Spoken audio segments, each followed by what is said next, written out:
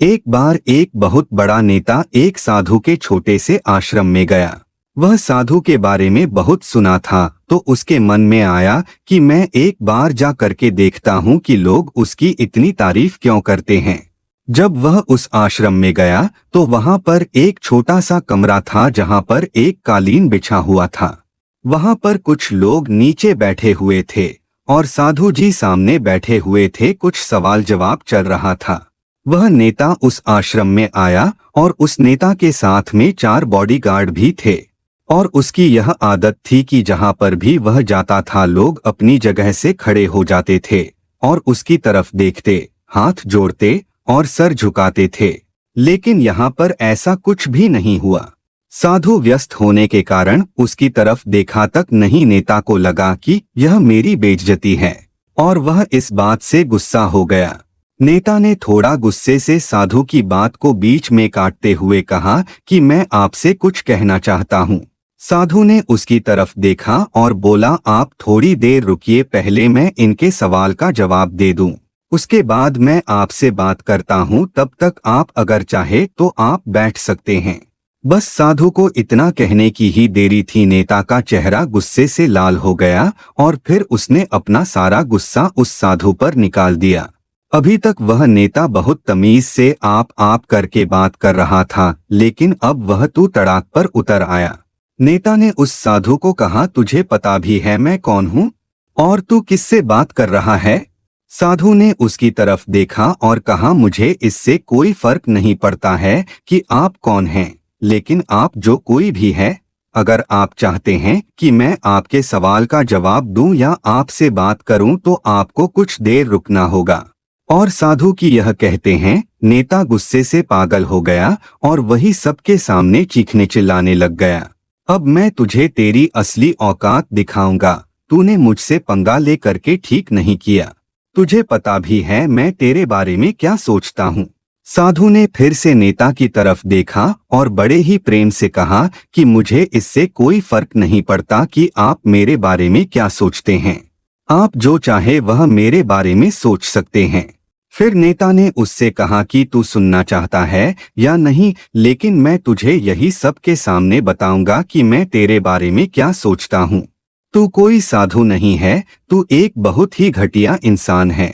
तू एक ढोंगी है, पाखंडी है और यहाँ पर जितने भी लोग बैठे हैं उन सबको बेवकूफ बना रहा है। तेरा बस एक ही मकसद है, इन लोगों की जेब में जितना भी पैसा है वह सब तेरे पास में आ जाए। तू अपने फायदे के लिए इन लोगों का इस्तेमाल कर रहा है और अब मैं तुझे नहीं छोड़ने वाला हूँ। पूरी दुनिया के सामने तेरा पर्दाफाश करके रहूंगा। लेकिन उसके इतना बोलने के बाद भी हल्की सी मुस्कान उस साधु के चेहरे पर बनी रही। यह देखकर वह और भी तिलमिला गया और उसने कहा, अब बहुत हो गया। अब मैं यहाँ 1 मिनट भी नहीं रुकने वाला, लेकिन अभी भी तेरे पास मौका है। अगर मुझसे माफी मांगनी है या मुझसे कुछ कहना है तो कह सकते हो। इतना सब होने के बाद भी साधु के चेहरे पर एक मुस्कान थी और वह बिल्कुल शांत था। और फिर उन्होंने अपनी आंखें बंद करी और फिर साधु ने अपनी आंखें खोली, हाथ जोड़े और कहा कि मुझे आपसे कोई गिला शिकवा नहीं है। आपके लिए मेरे मन में कोई भी गलत ख्याल नहीं है। जो भी मेरे बारे में आपने कहा वह आपकी अपनी सोच थी, तो मुझे आप में कोई भी बुराई नजर नहीं आती है। मुझे आप बहुत ही भले इंसान लग रहे हैं।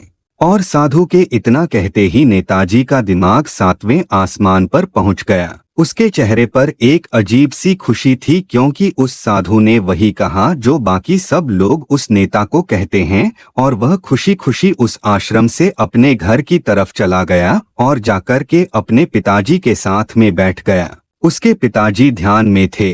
उन्होंने पूरी जिंदगी सिर्फ लोगों की सेवा करी और बदले में कुछ भी उम्मीद नहीं किया। तो थोड़ी देर बाद जब उन्होंने अपनी आंखें खोली और देखा अपने बेटे को अपने साथ बैठे हुए, तो उनके बेटे के चेहरे पर आज एक अजीब सी खुशी थी जो आज से पहले उन्होंने कभी नहीं देखी थी। फिर उसने एक एक करके सब कुछ बताया कि आज क्या हुआ, किस तरह से वह आश्रम गया और वहां पर क्या हुआ, उसने क्या कहा और साधु जी ने क्या कहा। जब उसके पिताजी ने पूरी बात सुनी तो थोड़ा सा मुस्कुराए और अपने बेटे को देख करके बोले कि उन्होंने तुम्हारी तारीफ नहीं करी, क्योंकि उन्होंने वह नहीं कहा कि जो तुम हो, उन्होंने वह कहा कि जो वह खुद है, और तुमने जो भी कुछ उनको कहा वो नहीं कहा कि जो वो है, बल्कि तुमने वह कहा जो तुम खुद हो। यही बात वेदों में भी कही गई है, यथा दृष्टि तथा सृष्टि। यह दुनिया तुम्हें वैसी नहीं दिखती जैसी यह दुनिया है, यह दुनिया वैसी दिखती है तुम्हें जैसे तुम खुद हो। जिसकी नज़र जैसी है उसके लिए यह दुनिया वैसी ही है। तो अगर तुम अपनी दुनिया को बदलना चाहते हो तो उसका सिर्फ एक तरीका है, अपनी नज़र को बदलो।